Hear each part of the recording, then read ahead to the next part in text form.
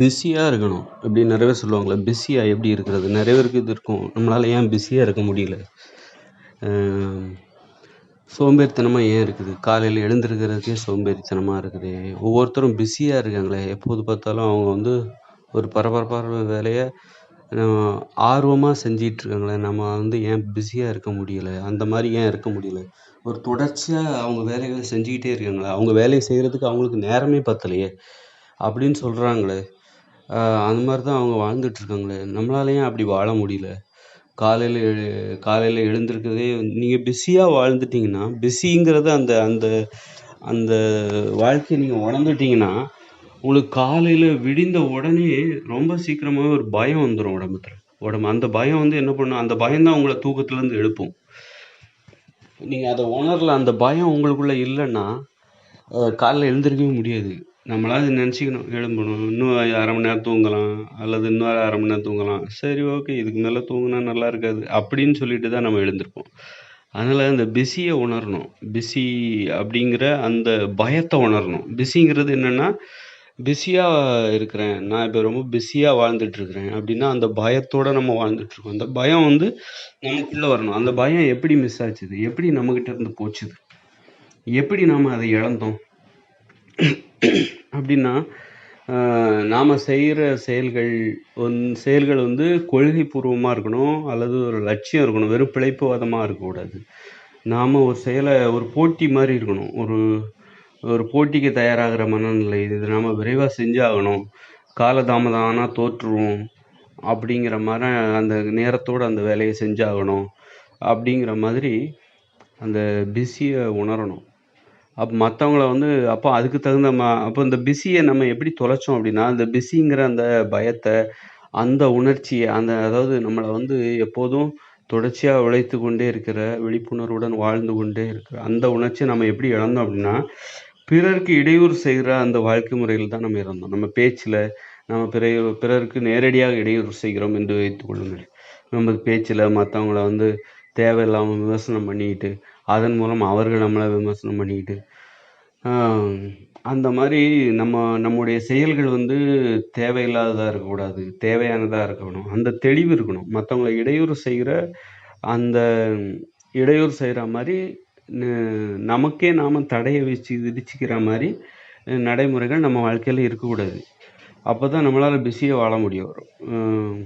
ஒரு மலிவான நோக்கங்களுக்காக, ஒரு பிழைப்புவாதத்திற்காக, பிழைப்பதற்காக பிறரை இடையூறு செய்வதல், அந்த மாதிரி இல்லாமல் ஒரு லட்சிய நோக்கத்துடன். ஆனால் சரி, பிறருக்கு இடையூறு செய்யாமல் ஒருத்தர் வாழ்ந்துட்டா பிஸி ஆகிடுவாங்களா? பிறருக்கு இடையூறு செய்யணும். அது நம்ம செயல்கள் மூலமாக நம்ம இடையூறு செய்யணும். நம்ம செயல்கள்னால் அதுக்காக திருட சொல்ல. அந்த மாதிரி ஒரு லட்சியம், ஒரு நேர்மையான வாழ்க்கை, நேர்மையாக வாழ்ந்தாலே அது பிறருக்கு இடையூறு செய்கிற மாதிரி தான் இருக்கும். நமது கொள்கை, நம்முடைய செயல்பாடுகள் அது பிறருக்கு இடையூறு செய்யத்தான் செய்யும். ஆக்கப்பூர்வமான இடையூறுகளை அது ஏற்படுத்தும்.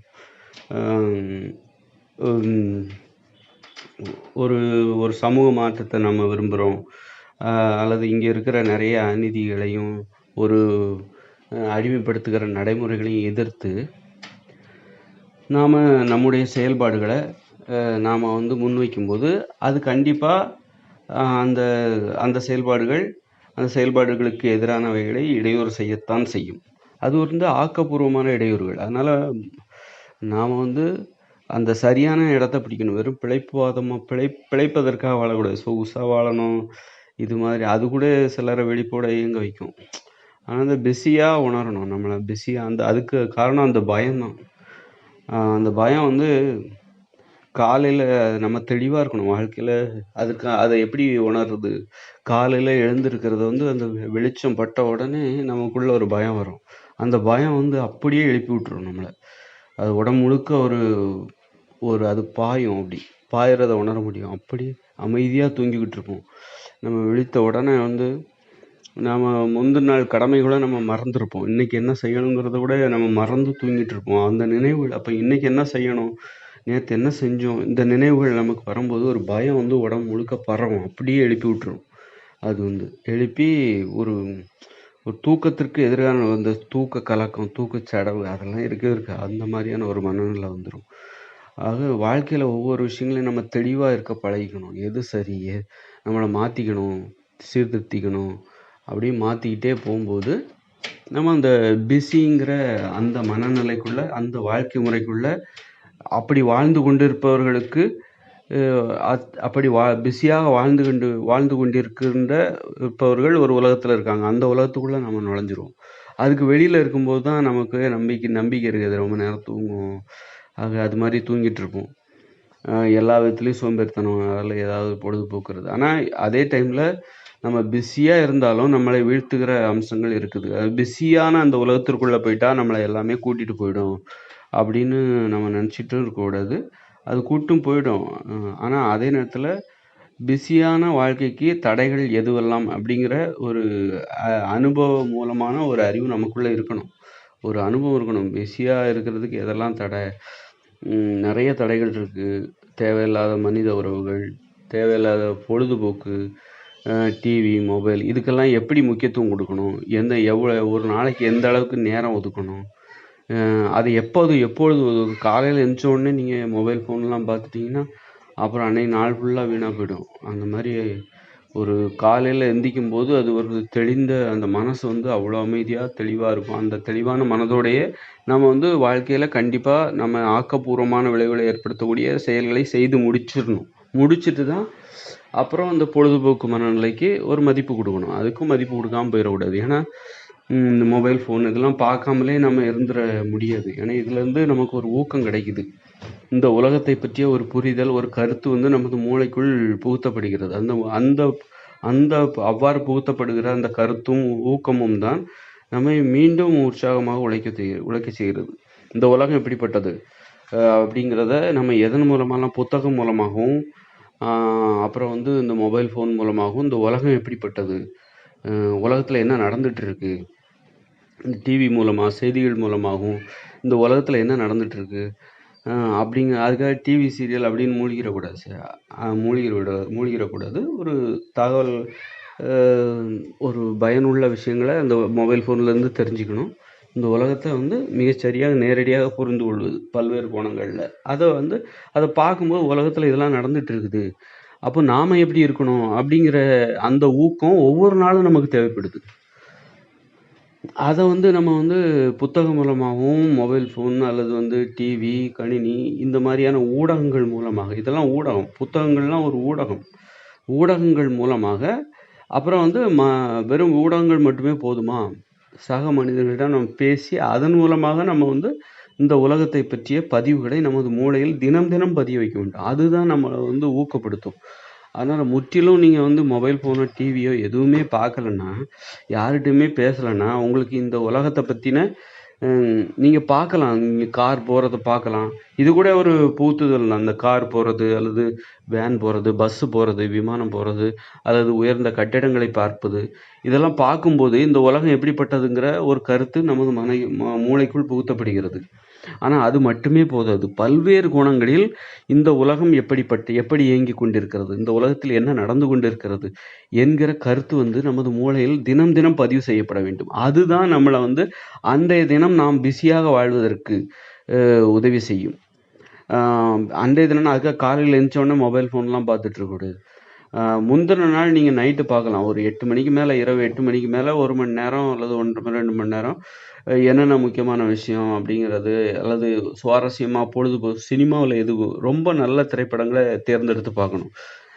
விமர்சனங்கள், மக்கள் ஒரு படத்தை பார்த்துட்டு என்ன விமர்சிக்கிறாங்க, நல்ல விமர்சனங்கள் கொடுக்குறாங்களா, அப்போ விமர்சகர்கள் அந்த படத்தை எப்படி பாராட்டுறாங்க, முதல் படத்திலே என்னென்னு எதுன்னு தெரியாமல் படத்திலே போய் உட்காந்துக்கிட்டு இவர் எடுத்தால் நல்ல படமாக தான் இருக்கும் அப்படின்னு ஒரு டைரக்டர் மீதோ ஒரு நடிகர் மீதோ நம்பிக்கை வச்சுட்டு முதல் ஷோவிலே போய் பார்த்துட்டு, அந்த மாதிரியெல்லாம் இல்லாமல் 4 பேர் பார்த்துட்டு சொல்லுவாங்க, நல்லா இருக்கா நல்லா இல்லையான்னு சொல்லுவாங்க, அல்லது விமர்சகர்கள் சொல்லுவாங்க.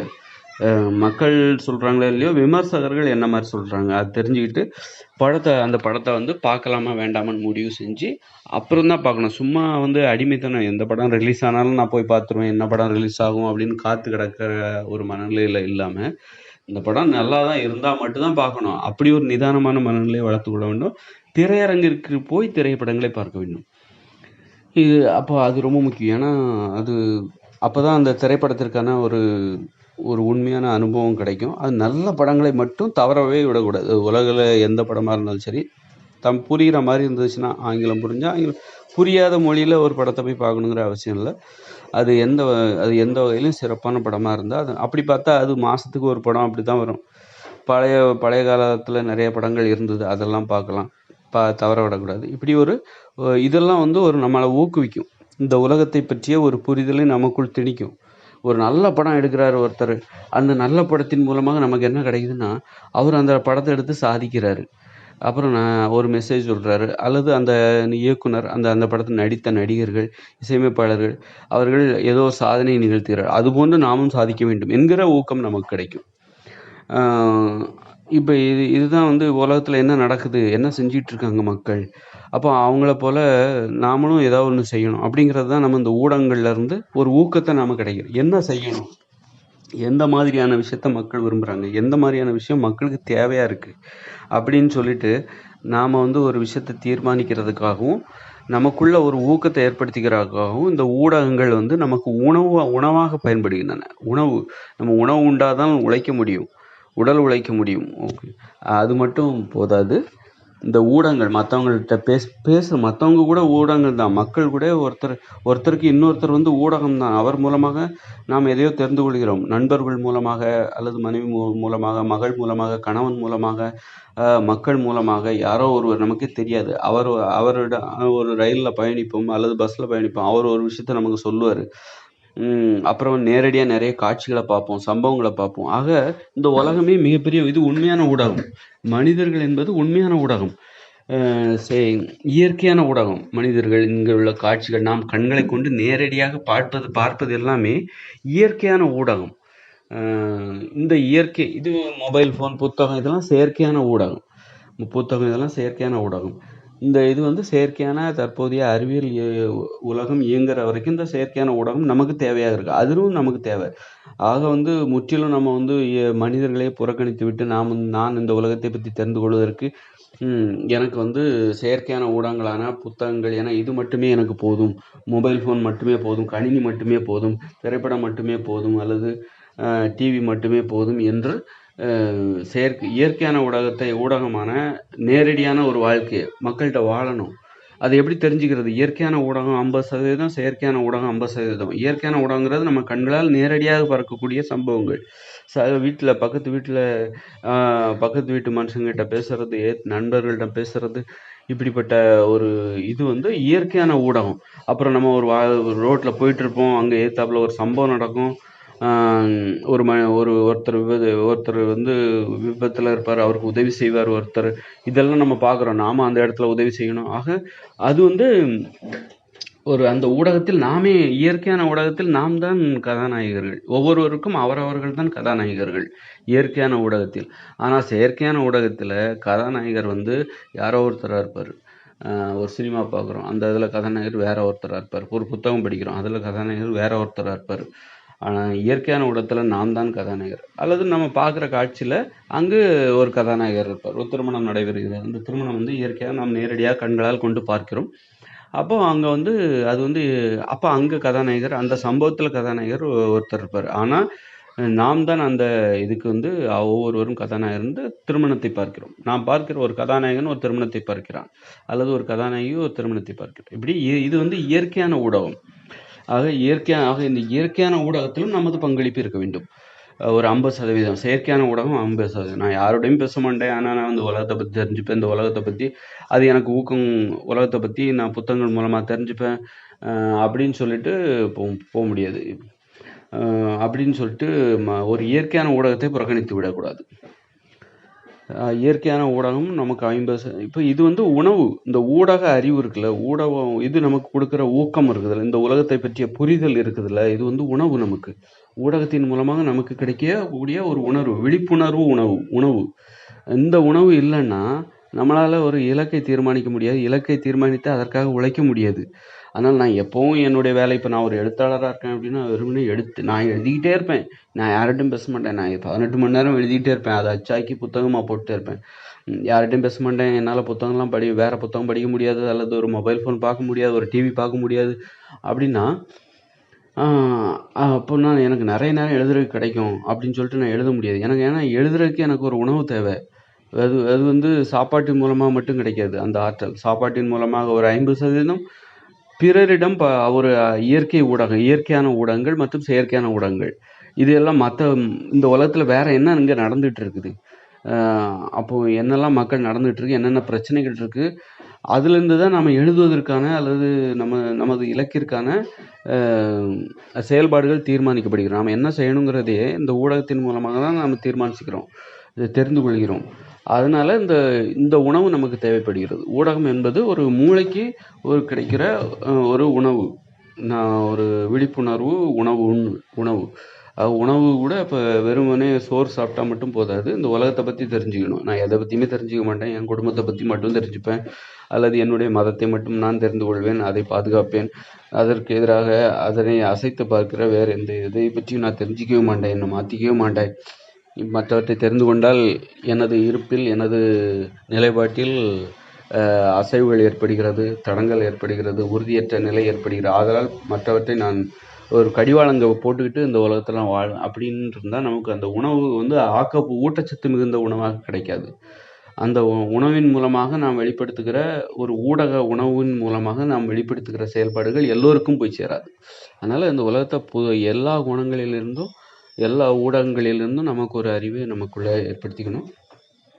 முதல்ல என்ன சொன்னேன், நல்ல திரைப்படங்களை பார்க்கணும், அது தவறவே விடக்கூடாது. அது அப்படி பார்த்தா மாதத்துக்கு நம்ம ஒரு படம் கூட நல்ல படங்கள்லேயே வர்றதுக்கு ரொம்ப வாய்ப்பு குறைவாக இருக்குது. அதனால் சில டைமில் 2 படம் வரலாம். பார்க்குறதுல அது ரொம்ப திரையரங்கில் போய் பார்க்குறது ரொம்ப நல்லது. வீட்லேயும் வச்சுக்கணும், ஒரு 43 இன்ச்சு டிவி வச்சுக்கணும். எல்லா திரைப்படத்தையும் திரும்ப திரும்ப திரையரங்கில் போய் பார்க்க முடியாது. சில படங்களை தான் 2 வாட்டி பார்க்கலாம், 3 வாட்டி கூட பார்க்கலாம். அப்படிப்பட்ட படங்கள் அபூர்வமாக தான் வரும். சில படங்களை ஒரு வாட்டி பார்க்கலாம், 2வது வாட்டி பார்க்கும்போது நமக்கு ஒரு சலிப்பாக இருக்கும். அதை வீட்டில் கூட பார்க்கலாம். ஆனால் திரையரங்கில் ஒரு நல்ல திரைப்படத்தை திரையரங்கில் போய் பார்க்கணும். அது மாதிரி இதெல்லாம் வந்து உணவு நம்ம ஊக்கமாகவும் விழிப்புணர்வோடும் நம்மளை பிஸியாக வச்சுக்கிறதுக்கு இதெல்லாம் ரொம்ப தேவையாக இருக்குது. பிஸிங்கிறது என்னென்னா, இதெல்லாம் மொபைல் ஃபோன் பார்க்குறது அல்லது டிவி சினிமா பார்க்குறது இதெல்லாம் பிஸிக்குள்ளே வராது, பிஸியான வாழ்க்கைக்குள்ளே வராது அப்படின்னு நம்ம நினச்சிக்க கூடாது. இது எல்லாம் உள்ளடக்கியது தான் பிஸி. இதெல்லாம் உள்ளடக்குனா தான் நம்ம பிஸியாகவே இருக்க முடியும். அப்படிப்பட்ட பிஸி தான் அழகான பிஸியாகவும் இருக்க முடியும் அப்படின்னு நான் சொல்கிறேன். ஓகே, நன்றி.